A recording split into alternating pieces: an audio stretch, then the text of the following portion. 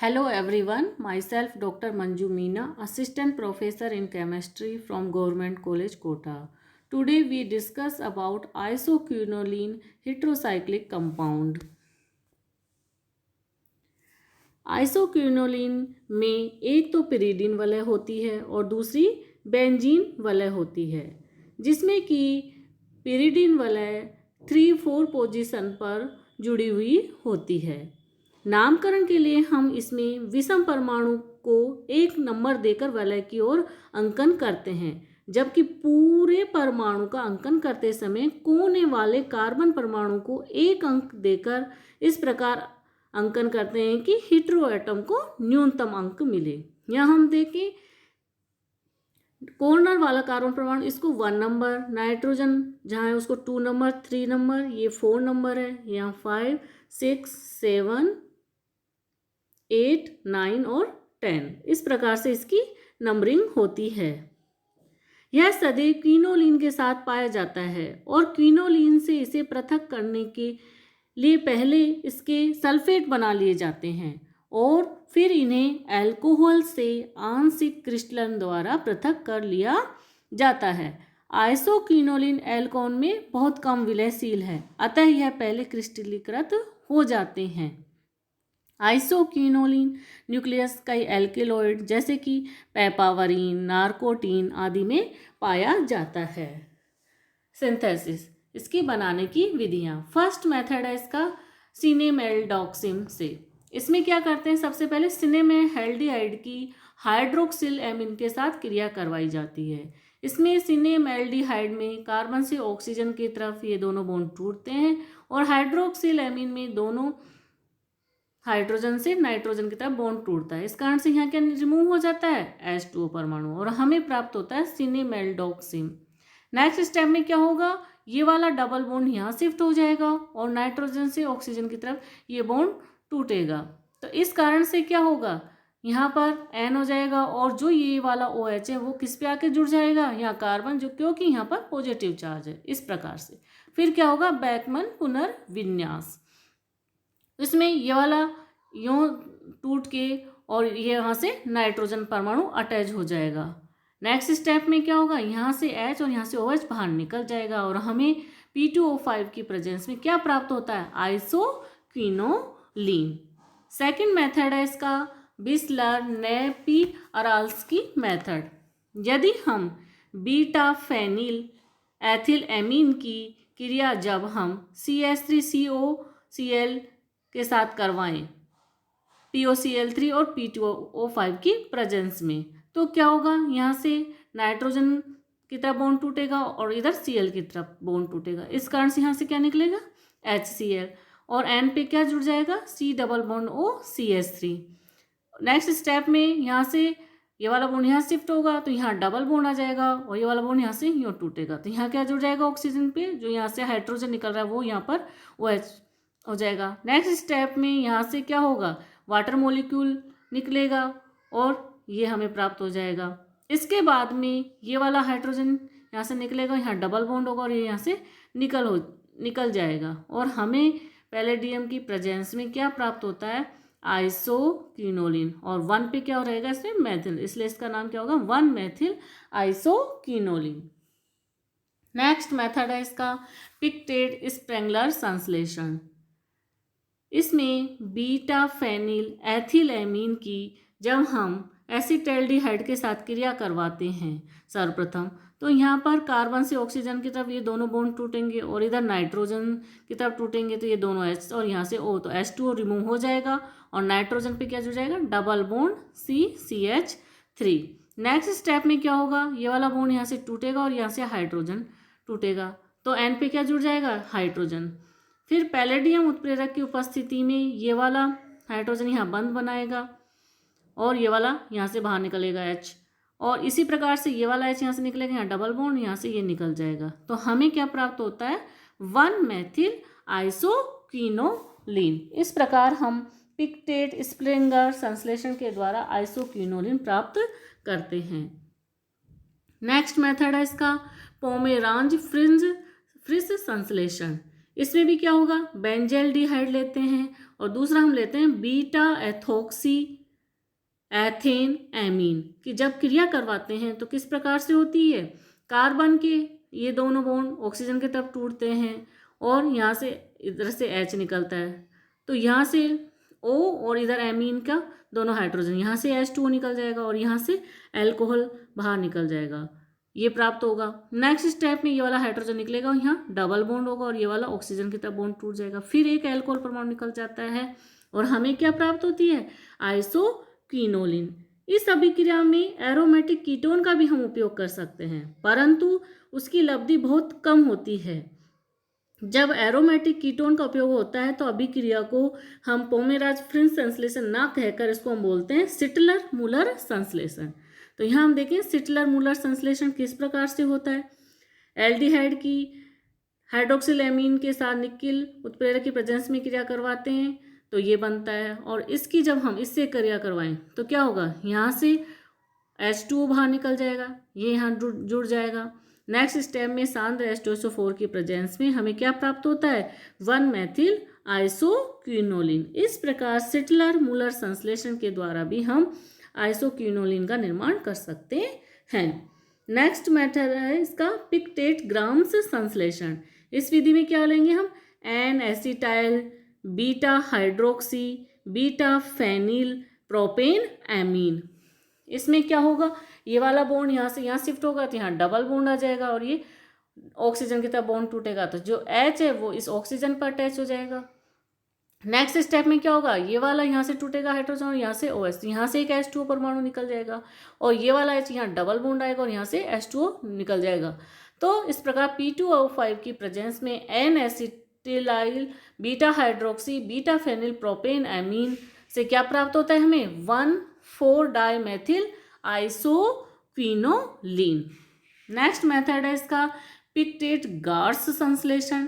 इसमें क्या होता है, beta hydroxy beta phenyl ethyl amide की क्रिया करवाई जाती है तो यहाँ से क्या निकलेगा, H2O, तो ये प्राप्त होता है। नेक्स्ट स्टेप में नाइट्रोजन और हाइड्रोजन के बीच बॉन्ड टूट जाता है और यहाँ डबल बॉन्ड आता है और इधर ऑक्सीजन की तरफ बॉन्ड टूटता है तो ये जो H निकलता है वो किस पे जुड़ जाएगा, इस ऑक्सीजन पे आके जुड़ जाता है। नेक्स्ट स्टेप में क्या होगा, यहाँ से H निकलेगा और यहाँ से OH और इस प्रकार से हमें क्या प्राप्त होगी, 1-मेथिल आइसोक्विनोलिन। नेक्स्ट मेथड है इसका बेंजेल्डिहाइड एथिल एमीन से क्रिया। तो इसकी क्रिया जब हम बेंजेल्डिहाइड की एमीन से करवाते हैं तो हमें क्या प्राप्त होता है, बेंजेलिडीन एथिल एमीन, जो कि नेक्स्ट स्टेप में हम क्या करेंगे, इसको जब हम रक्त तप नली में प्रवाहित करते हैं किसको, बेंजिलिडीन एथिल एमीन को, तो हमें क्या प्राप्त होती है, आइसोक्विनोलिन। नेक्स्ट मेथड है इसका ग्रेबिल संश्लेषण। इसमें क्या करते हैं हम, थैलिक एनहाइड्राइड लेते हैं, सर्वप्रथम इसका क्या करवाते हैं, अपचयन या रिडक्शन, तो हमें क्या प्राप्त होगा, इनका अपचयन हो जाता है इस वाले हो तो थैलाइड प्राप्त होता है। अब यदि हम इसकी KCN की प्रेजेंस में और वाटर मॉलिक्यूल की प्रेजेंस में क्रिया करवाते हैं तो हमें ये प्राप्त होता है। नेक्स्ट स्टेप में क्या होगा, H2O की प्रेजेंस में ये इसमें कन्वर्ट हो जाएगा C डबल बॉन्ड OH, जिसको हम बोलते हैं होमोथैलिक एसिड। जब होमोथैलिक एसिड की क्रिया हम अमोनिया से करवाते हैं तो हमें क्या प्राप्त होता है, अमोनियम थैलेट। फिर नेक्स्ट स्टेप यहाँ से क्या निकलेगा, जब इसको हम अमोनियम होमोथैलेट को गर्म करते हैं तो यहाँ से NH3 रिमूव हो जाती है और 2 वाटर मॉलिक्यूल निकल जाते हैं और हमें प्राप्त होता है होमोथैलेमाइड का कीटोन। इसमें समावयवता पाई जाती है, ये किस में कन्वर्ट हो जाएगा, वापस से इनोल रूप में। जब इसकी POCl3 के साथ क्रिया करवाई जाती है तो ये वाला OH और ये वाला OH Cl के द्वारा रिप्लेस हो जाता है इस प्रकार से। फिर हम यदि इसको लाल फास्फोरस और HI के प्रेजेंस में यदि गर्म करते हैं तो हमें क्या प्राप्त होती है, आइसोक्विनोलिन। इस प्रकार से हम विभिन्न मेथड्स के द्वारा आइसोक्विनोलिन का सिंथेसिस करते हैं। नेक्स्ट हम देखेंगे इसकी स्ट्रक्चर एंड एरोमेटिसिटी। क्विनोलिन भी क्विनोलिन की भांति ही आइसोक्विनोलिन में कौन सी रिंग पाई जाती है, एक तो बेंजीन पाई जाती है रिंग और दूसरी पिरिडीन। जो कि परस्पर संयुक्त अवस्था में होती है। और इनका संयोग कौन कौन सी पोजीशन पे होता है? 3 और 4 पोजीशन में। दोनों वलयों में कौन सा संकरण पाया जाता है? sp2 संकरण पाया जाता है। और प्रत्येक वलय में क्या विद्यमान है? एरोमेटिक सटैक। और sp2 संकरित अवस्था में, इसलिए ये कैसी वलय? समतलीय वलय। अब एरोमेटिक वलय होने के कारण यौगिक में इलेक्ट्रॉन्स ने ही प्रतिस्थापन अभिक्रिया संपन्न होती है। और नाइट्रोजन की कौन सी प्रवृत्ति होती है? इलेक्ट्रॉन आकर्षित करने की प्रवृत्ति होती है। इस कारण से यौगिक में नाभिक स्नेही प्रतिस्थापन अभिक्रियाएं भी संपन्न होती है। इलेक्ट्रॉन स्नेही प्रतिस्थापन कौन कौन सी पोजीशन पर संपन्न होती है? 5 और 8 पोजीशन पे, जबकि नाभिक स्नेही प्रतिस्थापन अभिक्रियाएं 1 नंबर की पोजीशन पे संपादित होती है। किनोलिन की भांति इसमें भी 1, 2, 3, 4, 5, 6 और 7, 8 बंध 2, 3, 6, 7 की तुलना में अधिक द्विबंध गुण उपस्थित होता है। चूंकि नाइट्रोजन का निकटतम परमाणु कौन सा है? C1, जिस पर कि नाइट्रोजन के माइनस आयन प्रभाव के कारण यहाँ पर कैसा हो जाता है? कार्बन इलेक्ट्रॉन न्यून हो जाता है। इस कारण से यहाँ कौन सी अभिक्रिया संपन्न होती है? नाभिक स्नेही प्रतिस्थापन अभिक्रिया संपन्न होती है। जैसे फॉर एग्जाम्पल, जो ये वाली तो पिरिडिन वाला है, ये वाली बेंजीन। जब इसकी हम KNH2 के साथ अभिक्रिया करवाते हैं तो NH2 का नाभिक स्नेही प्रतिस्थापन कौन सी नंबर की पोजीशन पे होता है? 1 नंबर की पोजीशन पे। लेकिन यदि हम इसकी सल्फर ट्राइऑक्साइड के साथ अभिक्रिया करवाएं तो हमें क्या प्राप्त होता है? 5 नंबर की पोजीशन पे इसमें इलेक्ट्रॉन स्नेही प्रतिस्थापन संपन्न होता है। अब हम देखें कि इसमें किस प्रकार से रेजोनेंस या अनुनाद होता है। तो हम देखें कि ये है आइसोक्विनोलिन के अंदर कौन सी रिंग है? ये वाली बेंजीन वाली रिंग। और ये वाली कौन सी रिंग है? इसमें पिरिडीन, जिसमें कि यहाँ पर नाइट्रोजन परमाणु उपस्थित है। तो ये डबल बॉन्ड, ये डबल बॉन्ड। अब नंबरिंग हम करें 1, 2, 3, 4, 5, 6, 7 और 8 नंबर। तो किस प्रकार से अनुनाद होगा वो हम यहाँ पर देखें। तो सर्वप्रथम जो नाइट्रोजन है उस पर क्या है? एक एक इलेक्ट्रॉन पेयर। तो ये वाला बॉन्ड यहाँ से इधर की तरफ शिफ्ट होगा तो हमें क्या प्राप्त होगा? कार्बन नंबर पे कौन सा चार्ज आ जाएगा? Plus charge. और नाइट्रोजन पे कौन सा चार्ज आ जाएगा?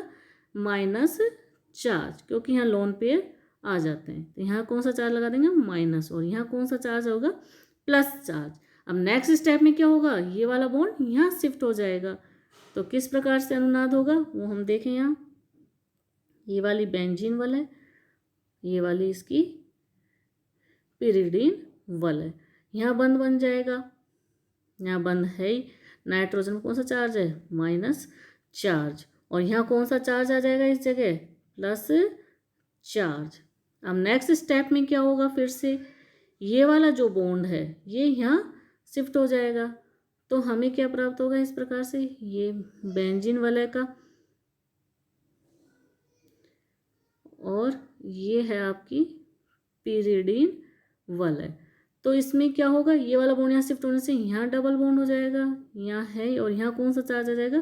Plus charge. और यहाँ माइनस चार्ज। नेक्स्ट स्टेप में ये यहाँ शिफ्ट हो जाएगा। तो हम यहाँ पर देख रहे हैं कि जो 1 पोजीशन है और 3 पोजीशन है, यहाँ कौन सी अभिक्रिया संपन्न होगी? नाभिक स्नेही प्रतिस्थापन। पहले 1 नंबर की पोजीशन पे संपन्न होगी और उसके बाद में 4 नंबर की पोजीशन पर संपन्न होती है। जबकि इलेक्ट्रॉन स्नेही प्रतिस्थापन किस प्रकार से होगी? क्योंकि 5 नंबर की पोजीशन पे संपन्न होगी ये वाली। तो सबसे पहले हम देखें 5 नंबर पे किस प्रकार से होगी। ये वाली है हमारी बेंजीन वलय और ये वाली हमारी पिरिडीन वलय। तो इसमें जो 5 नंबर है उसकी तरफ इस प्रकार से इलेक्ट्रोफाइल का अटैक होता है। ये बेंजीन और ये पिरिडीन वलय। यहाँ कौन सा चार्ज आ जाएगा? इस जगह पर तो प्लस चार्ज आ जाएगा और यहाँ पर कोई इलेक्ट्रोफाइल अटैच हो जाता है। नेक्स्ट स्टेप में किस प्रकार से अनुनाद होगा? ये वाला बंद यहाँ शिफ्ट होगा तो क्या होगा? यहाँ पर नाइट्रोजन, यहाँ पर इलेक्ट्रोफाइल है, यहाँ बंद बन जाएगा, यहाँ बंद बन जाएगा, तो यहाँ कौन सा चार्ज आ गया, प्लस चार्ज। आगे अगर हम करें तो एरोमेटिक सेटअप खत्म होता है। तो इस प्रकार से 5 नंबर पे करने पर इलेक्ट्रोफाइल का अटैक 2 अनुनादी संरचनाएं हमें प्राप्त होती है। अब यदि हम देखें कि 6 नंबर की पोजीशन पे किस प्रकार से इलेक्ट्रोफाइल का अटैक होता है, तो 6 नंबर पे देखना है, वापस से हम किसका बनाएंगे, आइसोक्विनोलिन का स्ट्रक्चर, जिसमें कि यहाँ नाइट्रोजन परमाणु है और इस प्रकार से आइसोक्विनोलिन। अब 6 नंबर ये वाला है तो इधर बॉन्ड टूटेगा, इलेक्ट्रोफाइल का अटैक होगा तब, तो क्या प्राप्त होगा, इस प्रकार से यहाँ नाइट्रोजन हो गया, ये बॉन्ड हो गया, यहाँ क्या जुड़ जाएगा, इलेक्ट्रोफाइल H और इधर E, यहाँ कौन सा चार्ज आ जाएगा, प्लस चार्ज। नेक्स्ट स्टेप यदि हम करते हैं तो एरोमेटिक सेटअप खत्म होता है। इसलिए 6 नंबर पे यदि इलेक्ट्रोफाइल का अटैक होता है तो एक ही एरोमेटिक अनुनादी संरचना बनती है। नाइट्रोजन परमाणु का -I प्रभाव के कारण पीरिडिन वलय तो क्या हो रही है, इलेक्ट्रोन्यून, अतः इलेक्ट्रॉन्स नहीं प्रतिस्थापन अभिक्रिया 5 और 8 पोजीशन पर संपन्न होती है। तो इस प्रकार से हम इसको देख सकते हैं कि अनुनादी संरचनाओं में 1 और 3 पर प्लस चार्ज आ रहा है, इसलिए यहाँ नाभिक स्नेही प्रतिस्थापन अभिक्रिया संपन्न हो रही है, जबकि इलेक्ट्रॉन स्नेही प्रतिस्थापन अभिक्रिया 4 नंबर की पोजीशन पर संपन्न होती है।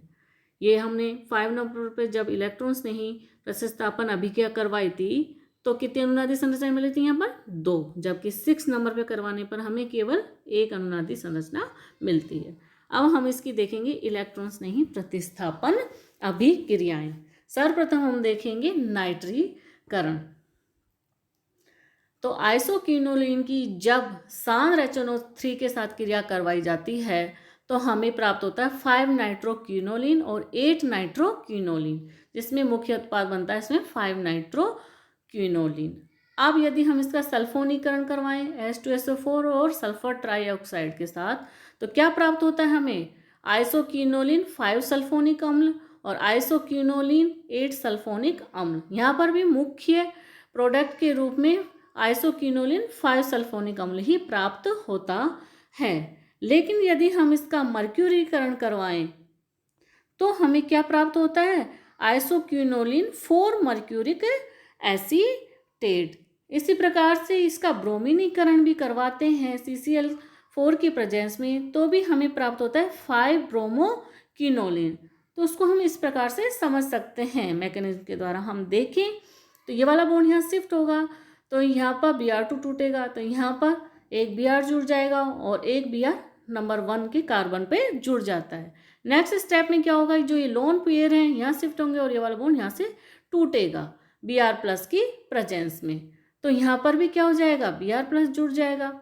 नेक्स्ट स्टेप में क्या होगा, ये वाला हाइड्रोजन बाहर रिमूव होगा और ये वाला बॉन्ड यहाँ शिफ्ट होगा और ये वाला यहाँ आ जाएगा, तो क्या होगा, इस प्रकार से नाइट्रोजन पे प्लस चार्ज खत्म हो जाएगा। नेक्स्ट स्टेप में क्या होगा, ये वाला बॉन्ड यहाँ शिफ्ट होगा नाइट्रोजन की तरफ और ये वाला Br यहाँ से निकल जाएगा। इस प्रकार से हमें क्या प्राप्त होता है, 4 ब्रोमोक्विनोलिन और आइसोक्विनोलिन 4 मर्क्यूरिक एसीटेट। नेक्स्ट हम देखेंगे इसकी न्यूक्लियोफिलिक प्रतिस्थापन अभिक्रियाएं। जैसा कि हमने पहले भी प्रीवियस स्लाइडों में देखा था कि जो नाइट्रोजन की इलेक्ट्रॉन आकर्षित करने की क्षमता के कारण नाइट्रोजन युक्त वलय अर्थात पीरिडिन वलय कैसी हो जाती है, इलेक्ट्रॉन न्यून, अतः नाभिक स्नेही प्रतिस्थापन अभिक्रियाएं पीरिडिन वलय पर संपन्न होती है और यह प्रतिस्थापन 1 नंबर की पोजीशन पर संपन्न होता है, क्योंकि इस स्थिति पर बेंजीन वलय तथा नाइट्रोजन दोनों का ही प्रबल -I प्रभाव पड़ता है, जिससे स्थिति नंबर 1 इलेक्ट्रॉन न्यून हो जाती है। सर्वप्रथम हम देखेंगे चीची-बेबिन अभिक्रिया। जब आइसोक्विनोलिन की क्रिया सोडामाइड के साथ करवाई जाती है तो हमें 1 एमिनो आइसोक्विनोलिन प्राप्त होता है। जब आइसोक्विनोलिन का हाइड्रोक्सिलीकरण NaOH के साथ 220 डिग्री सेंटीग्रेड पे करवाया जाता है तो हमें प्राप्त होता है 1 हाइड्रोक्सीक्विनोलिन। नेक्स्ट हम देखें इसकी कार्बधात्विक यौगिकों के साथ क्रियाएं।